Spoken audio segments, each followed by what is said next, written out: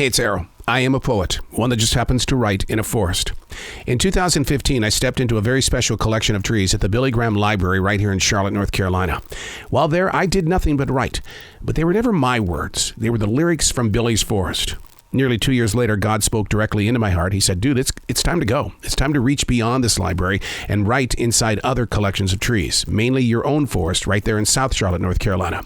You see, in every place that I have written, the spirit of Billy's lyrics vibrate the purpose and the plan that God has put into play. I never know what I'm going to write about when I enter any forest, which gives us plenty of time to talk about it in the end. Remember, these aren't my words. These are the lyrics from Billy's forest. Chapter number 263, June 5th, 2021. A newborn fawn has greeted me in the forest, its eyes blessed with the most astounding emotion. Wide open and blessed with the beauty of all things that shall become. Quickly, I looked around the forest to try to figure out where its mother was. To my right, maybe 25 feet away, there she was, waving her tall white tail as if to ask, "Do you like my baby?"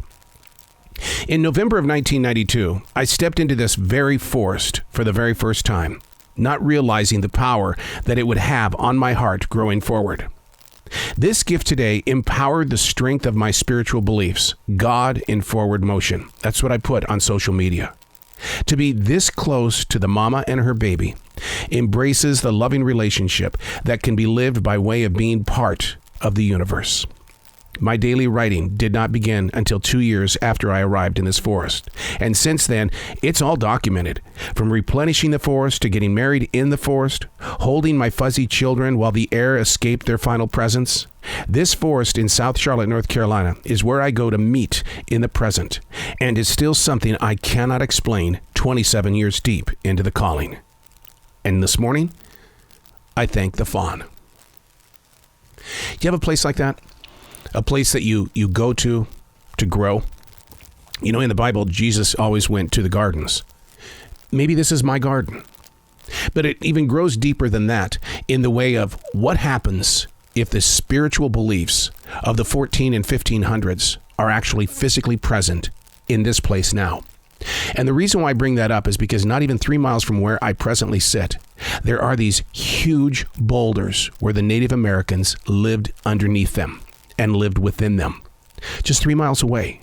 And yet in this forest, which is connected to a lake and a slow-moving stream, there's a spiritual vibration that I feel every day I open my eyes. And I ask, do you have a place like this? Where is your spiritual connection? Or maybe you don't have one.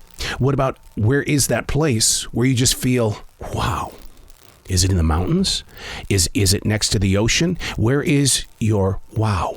And when was the last time that you spent some time inside your wow? Looking for peace does not have to be that far away. Understanding the peace is the journey. Trying to get there without having to over-exercise is part of the journey.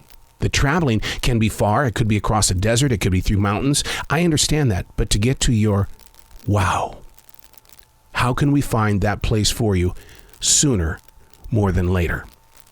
This forest happens to be my wow. It is that one area where I know that I am protected by a universe that is always so giving. And so, in a very interesting way, I challenge you to search your heart. Where is your wow? Because when you go there, maybe you too will find a baby fawn and her mother. Do you like my baby? I'm Errol. These are not my words. These are the lyrics from Billy's Forest.